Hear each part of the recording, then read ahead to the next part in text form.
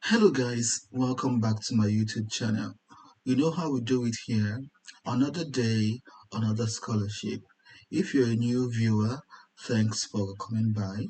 If you're a returning viewer, thanks for returning.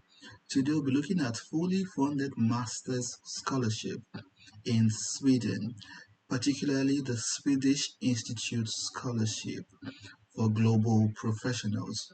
This is a fully funded master's which covers tuition cost, it covers travel allowance, it covers monthly stipend, it covers health insurance, and you get to join the global alumni community of the Swedish Institute scholarship. So I'll be taking you through the general application requirements. And apart from that, I also have a surprise for you. I was able to dig up the past essay questions for this scholarship. So these questions are sometimes repeated and sometimes changed a little bit. So I'll be showing you past essay questions from 2018 to 2021. We're not still sure of which question will be released for 2022, but I'll be showing you why and when the question for 2022 will be released. So bring out your pen and paper as I talk you through this opportunity of fully funded master's scholarship in Sweden, sponsored by the Swedish Institute. So, guys, this is the official website of the Swedish Institute Scholarships for Global Professionals. And as I said, I have bonus documents for you. So, bonus documents in form of the um, essay questions for past scholarships. So, this is 2018. So there's a question here that you have to answer. Actually, four questions for 2018. For 2019, there is just I think two questions.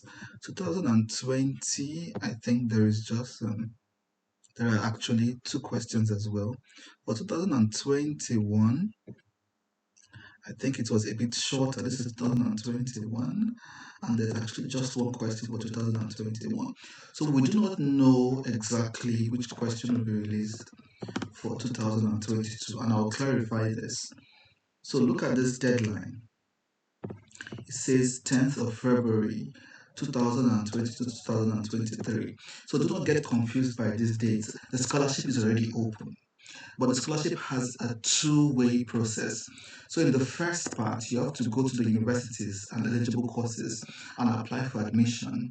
Then you come back in February and apply for the scholarship, and that is when you'll be needing the guidance for this this essays you write in this letter of motivation. So this particular form, you only fill it in February, but for university admissions in Sweden, you can start as soon as now to find admission in universities in Sweden. I hope that is clear. So let's quickly look at the eligible courses and the admissions requirements. So these are the eligible countries, and let me open them quickly. So hopefully your country is among these eligible countries. So it comprises of countries from Sub-Saharan Africa, Latin America, Asia, the Middle East, even a number of countries in Europe as well. So check it out, and I hope your country is among the eligible countries. And look at the dates we talked about again. The 10th of February, where the scholarship portal will open, but for now you have to go to apply for the eligible courses. So the eligible courses, the list is not yet active. It said it to be active on the 1st of November 2021. I'm actually shooting this video on the eve of the 1st of November, so on the 31st of October I'm shooting this video. So by the time it's released, I hope the eligible courses are already available for viewing. But just in case, this is the list of the eligible courses for last year. It's a very long list, contains disciplines in the practical sciences, social sciences, humanities, arts, medicine, just name it.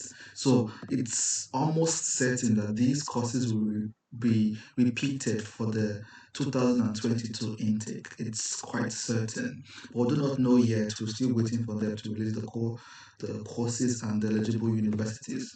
So just keep your eye on the website. Immediately opens, you get access to the eligible master's program. As I said, or as written on the website, to be opened 1st of November 2021. And this video will be available to you actually 1st of November 2021. So I hope by the time you're watching, the list of courses um, has been released. So what does it cover? It covers full tuition, covers your monthly stipend, health insurance, join the alumni community.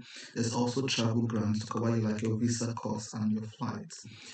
This scholarship unfortunately doesn't cover grants for family members and doesn't cover your application fee for your university admissions. I just showed you a list of the courses and universities, and some of them might require you to pay like some amount of money for your application fee, maybe let's say $100 or $50 or 50 krona. Krona is the official currency of Sweden. So they might ask you to pay something for your application to be considered. Check if there's any waiver. I do not know whether they give waivers or not, but check. You might be lucky and get waivers. If you can't get waivers, you might want to pay for the application fee about close to $50 to $100 for your application to be considered. So let's move on. So criteria, what do they check? You have to be a member of one of those eligible countries you looked at. Have up to 3,000 hours work experience. This 3,000 hours is almost 1.5, 2 years. So there's a link here on how to calculate your working hours. You can check that out. Then eligible master's courses. As we said, the list has not been released yet as at when I'm shooting this video. But hopefully by the time this video gets to you, the list must have been released. And as I said as well, you do not need to worry. There are several courses here. I'm sure you'll find something that suits you. So let's move on. So you have to have a number of leadership experiences as well. This goes without saying because most scholarships want you to have like experience of leadership, experience of community service. So what documents do you need to submit? The normal documents like your CV, reference letters. Then there is this one, valid and completed proof of work and leadership experience.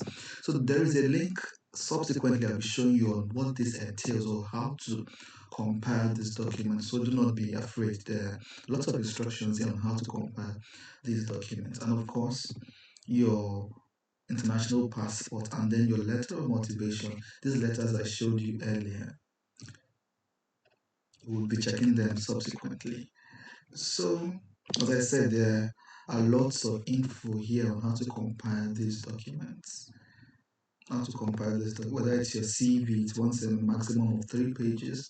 Reference letters, who should write your reference letters? All these questions are answered here. You can also check the FAQ section to get further details on your reference letters. Now, proof of work and leadership experience, they also explained it here.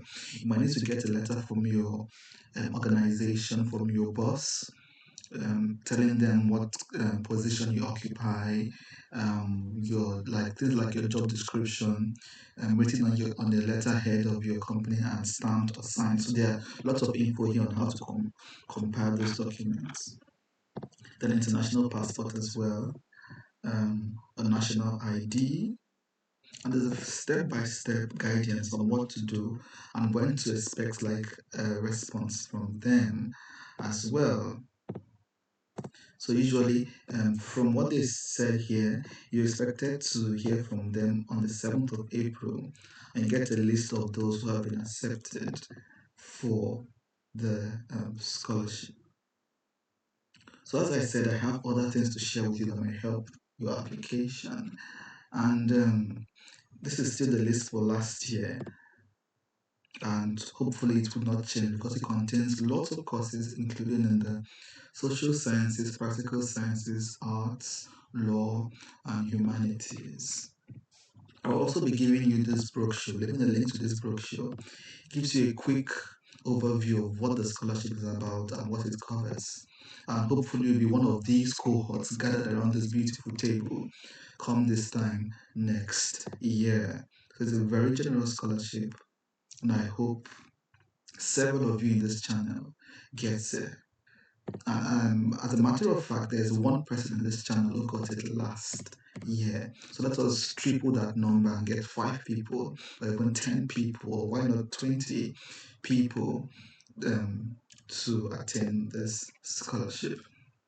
So we'll be moving to the motivation letters or the scholarship essays. I also opened a tab for the Sustainable Development Goals, the SDGs, and I'll be showing you why you need these Sustainable Development Goals for the essays. A number of these essay questions require you to say something about the Sustainable Development Goals. So let's begin.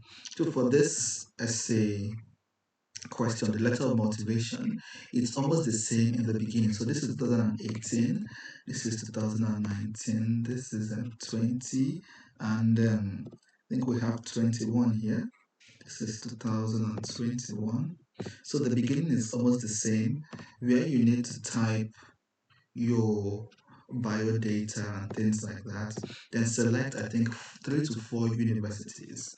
You're allowed to apply to up to 4 universities, I believe. There's this section in all of them.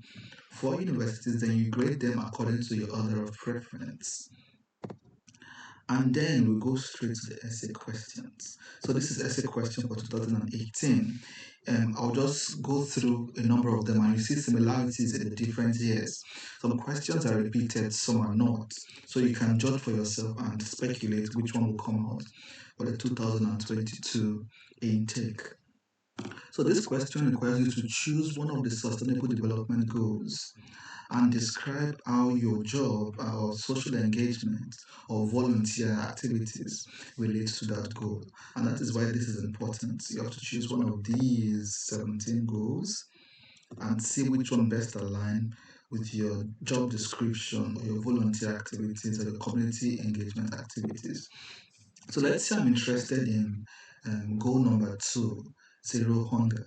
I could say I work as a agriculturalist or as a food technologist interested in looking for ways to solve the problem of food spoilage, that a number of food products get spoiled um, because of poor storage facilities. So I'm looking for ways to preserve food to stay longer, so they can move from the farm to household to combat hunger. So my job is to facilitate that logistics of storing food until they are distributed to their final destination.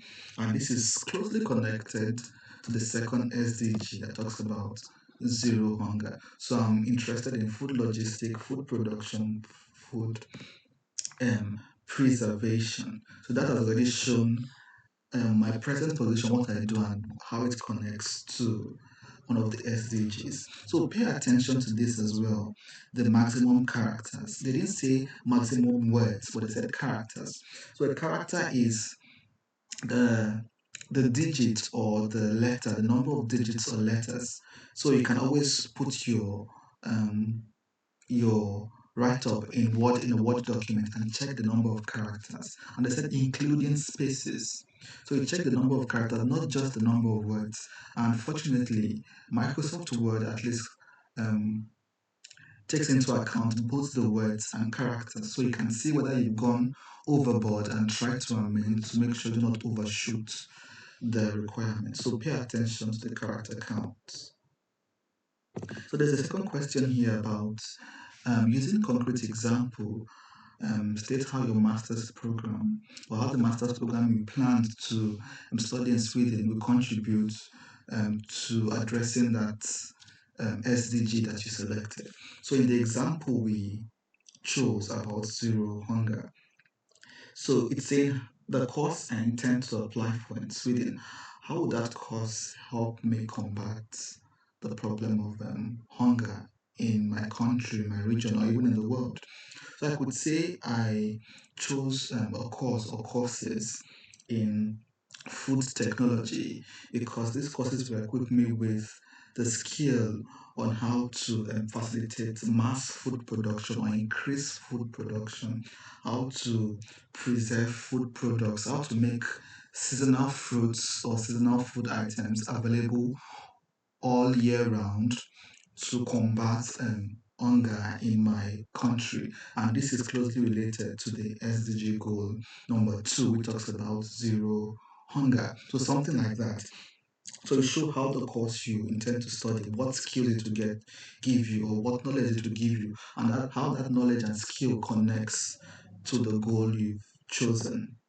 So let's go to the next one. It talks about using a concrete example, describe what makes you an experienced leader, and how you can develop this leadership skill during your program in Sweden.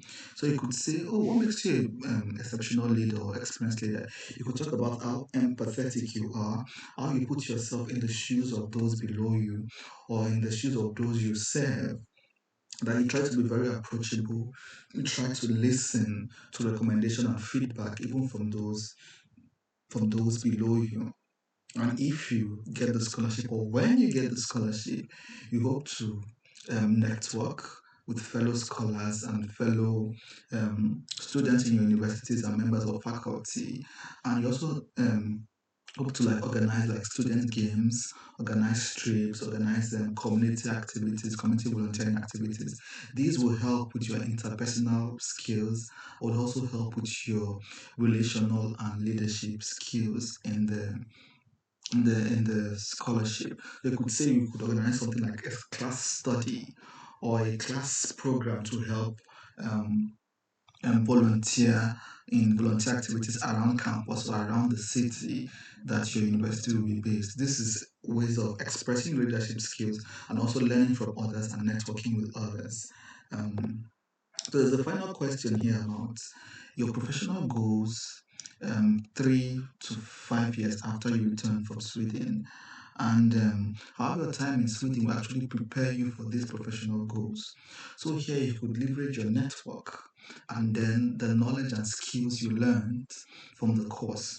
So the knowledge and skills you learned, you could say, this course has equipped me with how to make public policies. This course has equipped me with ways of how to combat corruption. This course will equip me on ways to strengthen institutions. And when I return from my country in 3 to 4 years or 3 to 5 years, I hope to get into public office, or I hope to serve as a consultant to the government. And these things I've learned on policy making, anti-corruption will help me work as a government advisor. Or if we go back to our previous example of agriculture and food preservation, that these skills will help me probably start my own farm, or help me work in the Ministry of Agriculture in my country, or help me work in a research laboratory in my country dedicated to food production, food preservation.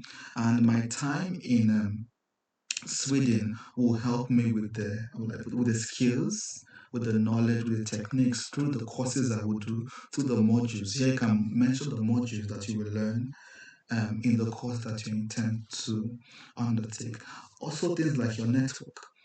That with this scholarship, you're able to network with people from other parts of the world with probably similar problems. So even after graduation, you keep in touch with them and share ideas with them on how to tackle problems in your region, because it's likely the case that your region is not only the place facing that problem. There are several other countries, several other regions around the world with similar problems. So with your network, you're able to learn from each other and join heads together even after the scholarship. So now let's go to 2019 quickly. So the questions are a little bit shorter, so I won't be talking too much. So this talks about describe your current possibilities in terms of role, position, mandate to influence and develop processes and work carried out within the organization or network, and how the master's program in Sweden can enhance your abilities to do so to a greater extent. So the summary of this is just what are you doing at the moment? What is your job description at the moment? And how the masters that you intend to undertake in Sweden How will it help you to impact more, to amplify your impact in the field you're working at the moment? So we'll turn to our previous example and say, well, at the moment I'm working as an extension worker, an agricultural extension worker, teaching farmers local techniques of preserving their agricultural products. And this is in line with the SDG 2, which talks about eliminating hunger through food production or through preservation of food. And then say that your master's program in Sweden that you intend to undertake will equip you with more skills on food preservation, on food logistics, on how to increase agricultural yields. And this would um, undoubtedly impact positively um, your contribution to the agricultural sector in your country. So these skills that you intend to learn would help you be more effective when you go back home. Now you have more things in your toolkit on how to preserve food, how to increase yields, how to work on food logistics, how to move food around without wastage. And they said use concrete examples. So, as I told you, food logistics, for instance, moving it from the farm to the markets and to the end consumers. So remember um, the word or character limit is just 1,000 characters. So go straight to the point. So the second question talks about how you have you engaged in any activity which has contributed to social development. So this is more or less like um, volunteer activities, civil engagement, community development projects. So it's asking you what exactly is the activity and then the outcome, concrete outcome of the activity. So this is where you either state your volunteer experience or even your job description. If your job description is about meeting people, engaging with communities, engaging with the society. So state your job description. So with the same example, an extension worker go into rural communities to teach farmers new techniques of farming and new techniques of food preservation and how to move agricultural products without wastage from the farm to the market. And then what was the concrete intervention, something you carried out? You could say you were able to organize seminars for maybe 200, 300 farmers in a particular community in your country. Name the community, name the country, and maybe the number of people who benefited from the conference.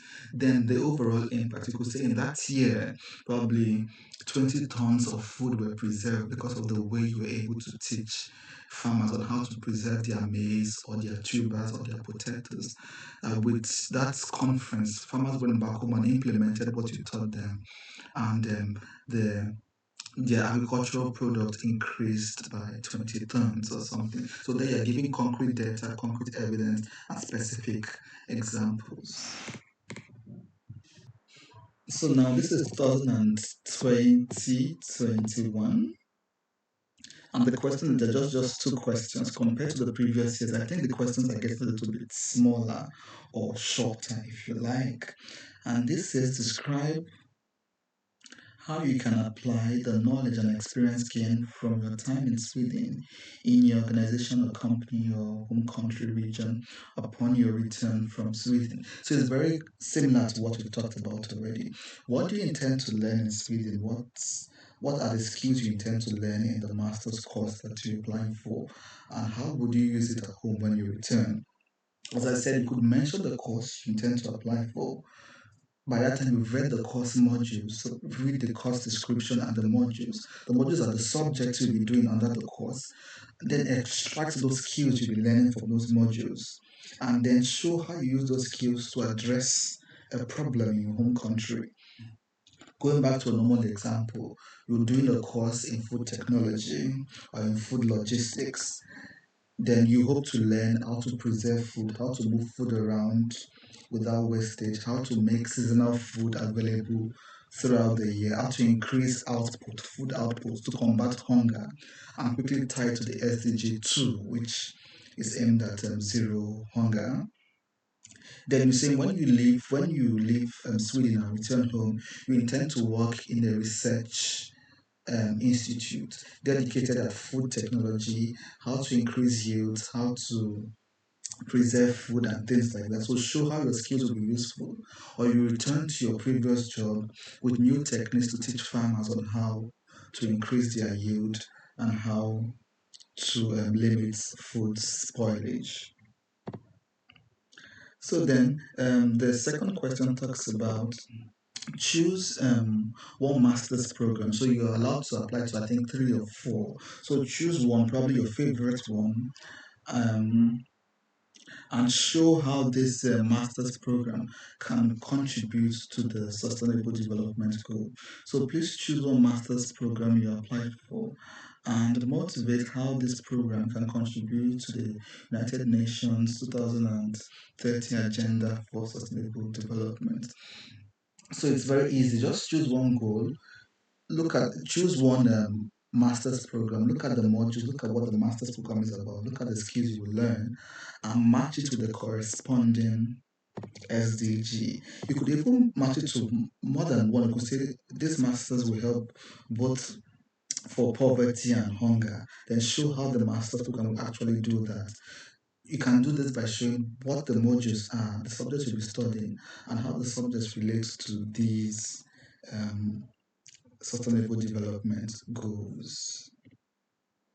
So let's quickly look at the last one before we go.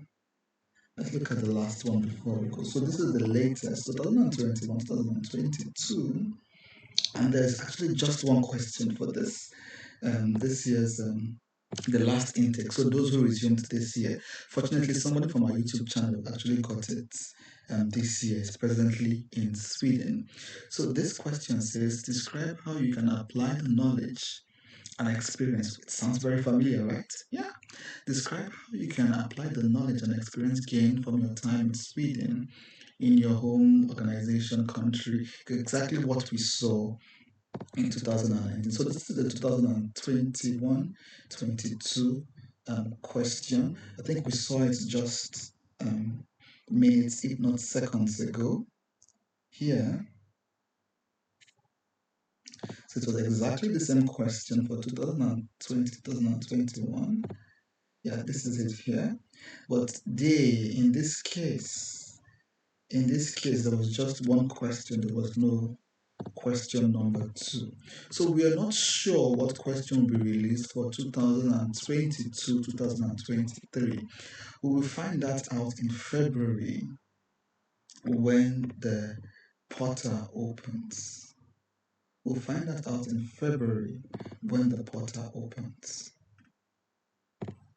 So keep your eye on this portal and check when it is open.